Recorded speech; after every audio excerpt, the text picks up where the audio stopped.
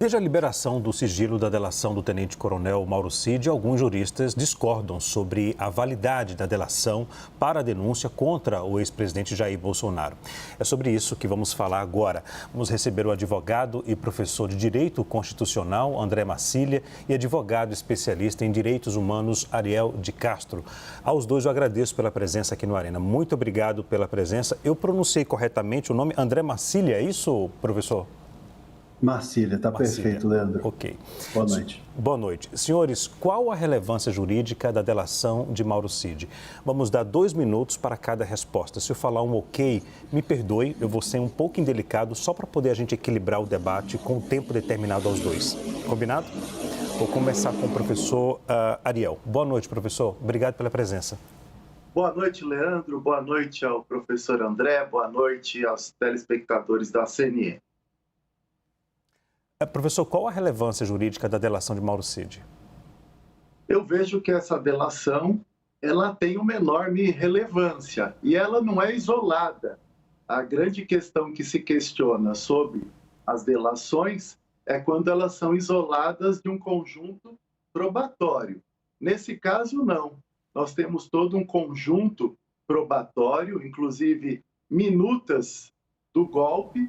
Inclusive, o próprio ex-presidente Bolsonaro participou de reuniões com os chefes das Forças Armadas que relataram nos seus depoimentos à Polícia Federal essa participação do Bolsonaro, essa pressão para que eles estivessem à frente do golpe como chefes das Forças Armadas. Um deles que relatou foi o próprio general Freire Gomes, e também que o Bolsonaro participou ativamente da elaboração, da edição da minuta do golpe. Isso foi confirmado pelo Mauro Cid e consta, então, também nos relatos, tanto do Freire Gomes, do general, como de outros militares que estavam à frente das Forças Armadas naquele momento no Brasil.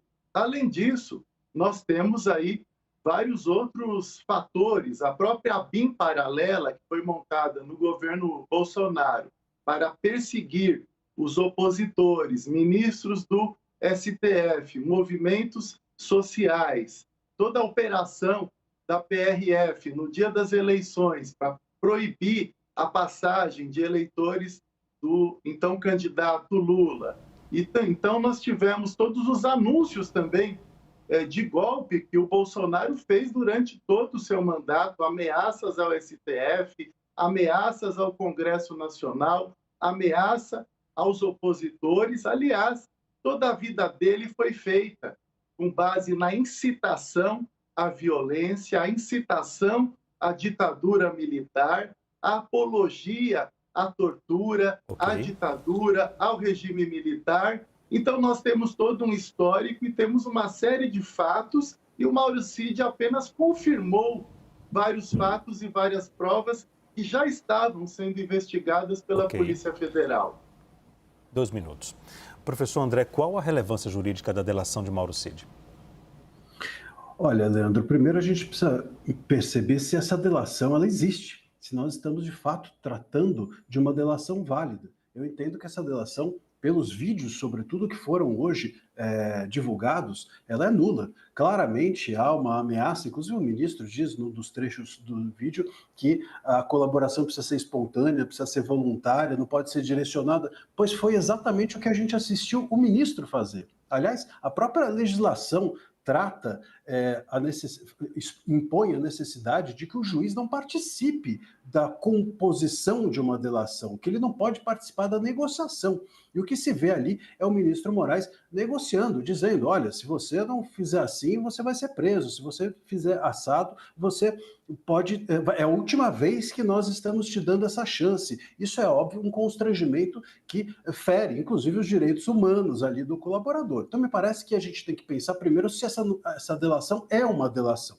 Se for uma delação, os fatos que ele traz, como inclusive estava dizendo o Ariel, meu colega, esses são fatos que levam necessariamente a nenhuma percepção de golpe. A gente está aqui tratando, por exemplo, de manifestações, de reuniões, de postagens em redes sociais. Bom, o que isso tem a ver com golpe? Golpe é você abolir violentamente o Estado.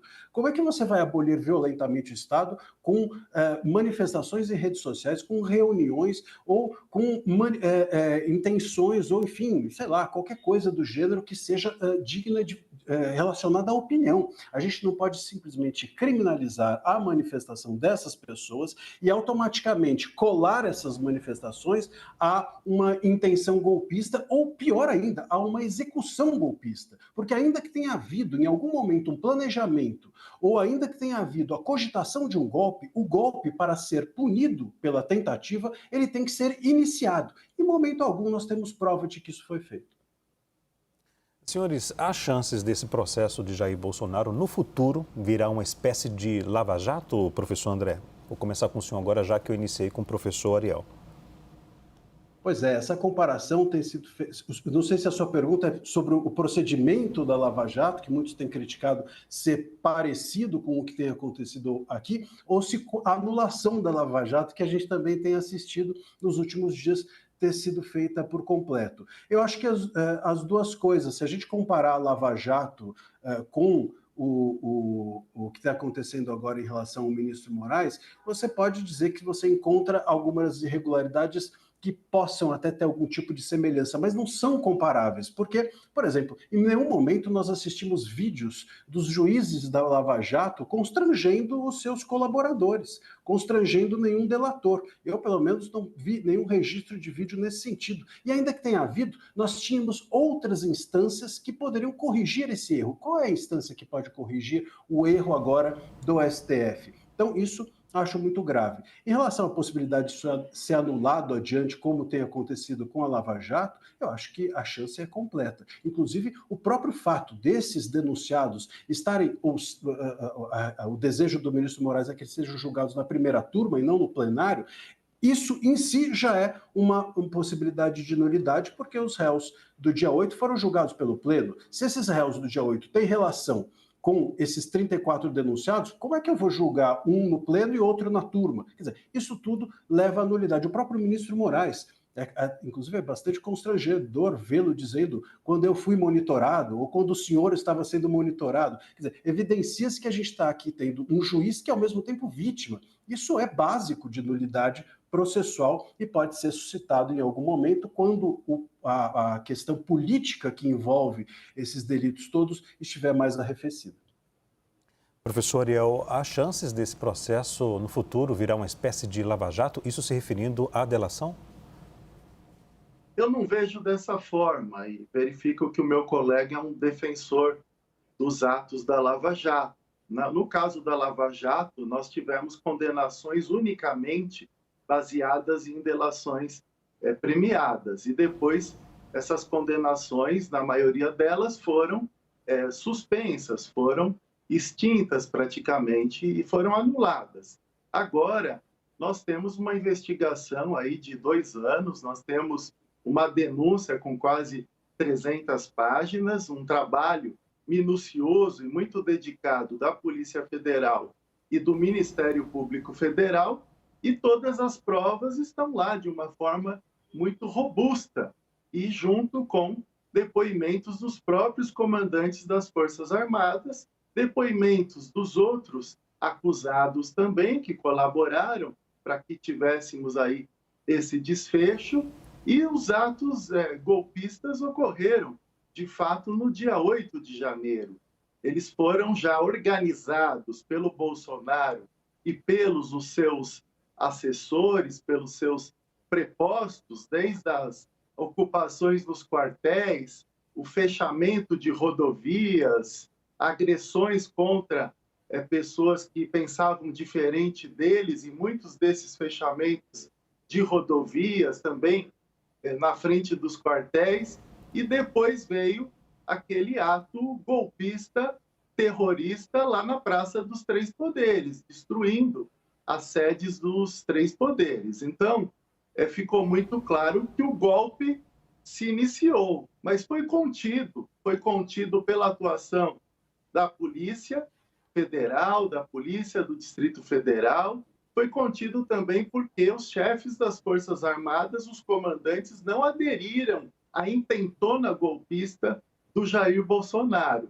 Então, não vejo que esse caso se tornará similar à Lava Jato, não tem nenhuma similaridade. Quando o ministro Alexandre de Moraes adverte o Mauro Cid sobre os critérios da delação premiada, não está constrangendo, não está ameaçando, não está intimidando. Isso é normal que os juízes façam quando nós temos um procedimento de delação premiada com base na própria legislação que criou essa modalidade. Me perdoe estar interrompendo, porque eu estou cumprindo apenas o tempo, 2 minutos para cada um. Não quero ser indelicado, viu? Professor Ariel, vou continuar com o senhor. Há elementos para pedir anulação da delação de Mauro Cid, na sua opinião?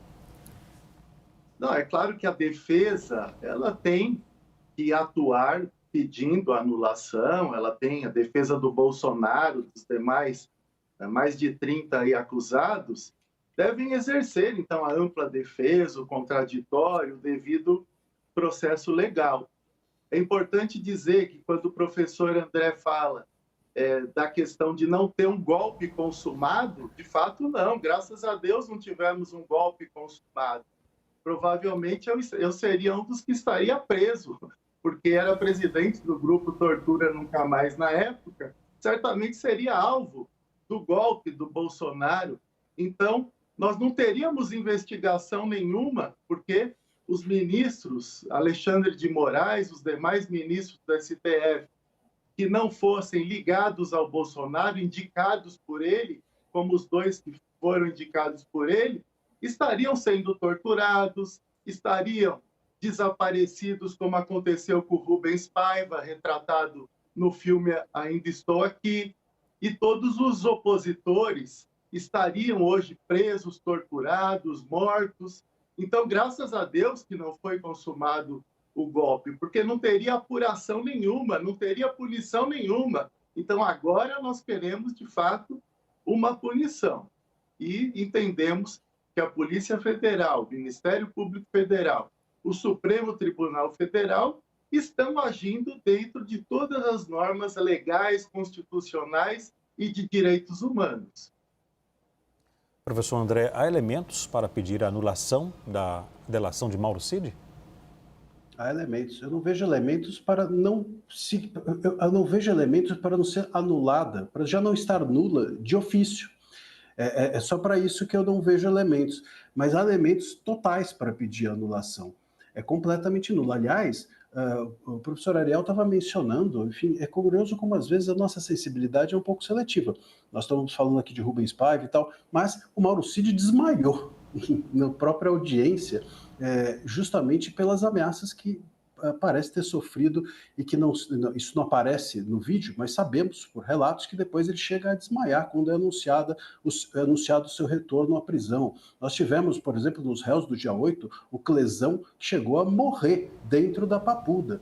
Então, os direitos humanos precisam ser amplos, né? E não apenas aqueles que não concordam com nossa visão de mundo. São valores, né? E esses valores precisam ser para todos, não apenas para os nossos. Eu queria também dizer que, em relação à própria delação do Mauro Cid, ele diz claramente, até desses trechos que foram mostrados agora, que pelo princípio da compartimentação, que é um princípio da inteligência, do trabalho de inteligência, ele sabia de parte apenas, parte do que era feito. Então ele claramente diz num dos trechos que ele não sabia para que aquilo ia ser usado. Tanto o monitoramento, quanto o dinheiro que chega a ele, não sabia se aquilo ia ser usado. Ele diz claramente se ia ser usado para um sequestro, para um assassinato ou para um golpe. Ou seja, o Mauro Cid, ele não completa a linha que nós poderíamos completar para concluir que houve um golpe. Então, a gente tem aqui manifestações, a gente tem esse grupo de 34 pessoas e a gente tem o dia 8. Mas qual é a ligação entre eles? É isso que precisava ser esclarecido. Qual é a cola entre esses três núcleos? Quem tem que fazer isso são as provas, não é a narrativa de um procurador da República ou de qualquer outra pessoa. Isso é um ponto que é importante também. Eu não falei em momento algum que deveria se punir a consumação de um golpe, mas o professor sabe, todos nós sabemos, que entre a intenção de um crime, a consumação de um crime e o início da execução do crime, o que se pode punir é a consumação e o início da execução. O início da execução pode ser punido sem que o crime seja consumado, e isso é que a gente tenta verificar. O início de uma execução e o início da execução de um golpe não houve. Professor André, eu continuo com o senhor. O ministro Alexandre de Moraes negou o prazo pedido pela defesa de Jair Bolsonaro de 83 dias para preparar a resposta da denúncia da PGR. Um prazo de 15 dias, eu pergunto aos senhores, é o suficiente, professor André? Não só entendo que não seja, Leandro, o suficiente, como eu questiono por que essa delação, por exemplo, que motiva esse prazo agora, não foi entregue aos advogados antes. Os advogados, tanto do Bolsonaro quanto do Braga Neto, eles vinham reclamando da falta de acesso integral aos autos até agora. Aliás, eu, inclusive, fui o primeiro advogado dos inquéritos das fake news quando houve a censura, à época, à revista Cruzoé. E eu não tive também acesso aos autos. Ou seja, é um modus operandi que acontece no Brasil, pelo STF, desde 2019. O acesso integral é negado a todos. E isso, claro, cria um desequilíbrio na forma de você exercer a ampla defesa, porque você vai ser julgado, seu cliente vai ser julgado com base na íntegra e você vai poder apresentar sua defesa com base em parte, com base apenas naquilo a que você teve acesso. Então, esses 15 dias não são apenas insuficientes, como há de se questionar qual é a razão de não se ter entregado isso aos advogados antes. Eu consigo até entender que isso não tenha vindo à imprensa antes, não tenha vindo a público antes, mas o sigilo não pode atingir as partes e os advogados. Aliás, tem uma súmula vinculante do STF, que é a número 14, que impõe que advogados e partes têm que ter acesso integral aos autos do inquérito e do processo. E o STF descumpre a sua própria súmula vinculante nesse sentido. Professor Ariel, o prazo de 15 dias é o suficiente? Em princípio, sim, mas eu entendo que é possível se aumentar esse prazo por conta da complexidade da situação, por conta do número aí de acusados que são envolvidos, por número da quantidade de páginas do inquérito e do processo, para que, de fato, as defesas possam se debruçar sobre todos os elementos, sobre todas as provas, possam ler todos os termos aí do processo. E, claro, concordo com o colega André de que é inadmissível qualquer óbice para a atuação da defesa, deve-se garantir a ampla defesa, o contraditório, o devido processo legal e, minimamente, para se garantir isso, é necessário ter acesso aos autos. Mas até com relação a esse elemento, nós temos relatos de alguns defensores e, por outro lado, temos resposta do STF de que foi garantido o total acesso aos autos. E temos agora o Bolsonaro com defensores muito bons, né? Defensores, inclusive, que sempre tiveram uma atuação no campo progressista, que ele agora contratou esses defensores e certamente eles saberão exercer o devido processo legal, a ampla defesa e o contraditório. Então, vejo que esse processo ele tem condições de ser concluído esse ano. Foi tratado aí da questão da turma estar julgando o regimento interno do STF desde 2023. Ele permite que uma turma possa julgar ações penais, mas ele prevê também a questão da relevância jurídica do caso. É claro que esse caso tem uma ampla relevância jurídica e, por isso, alguns se manifestam sobre a possibilidade dele ir para o plenário do Supremo Tribunal Federal. Mas eu vejo todas as condições aí para que, de fato, eles se tornem réus e depois sejam condenados pela tentativa de golpe de Estado. Ok. Conversamos ao vivo com o advogado e professor de Direito Constitucional, André Marcília, e advogado especialista em Direitos Humanos, Ariel de Castro. Aos dois eu agradeço pela disponibilidade em falar conosco aqui da CNN. Até a próxima. Obrigado. Obrigado, um abraço. Nós que agradecemos. Obrigado.